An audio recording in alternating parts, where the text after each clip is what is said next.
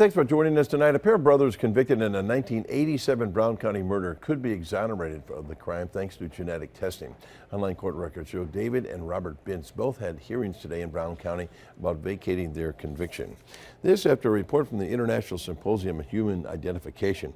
In that report, the Great North Innocence Project took on the brothers' case, arguing no physical evidence tied the brothers to the murder of Sandra Lyson.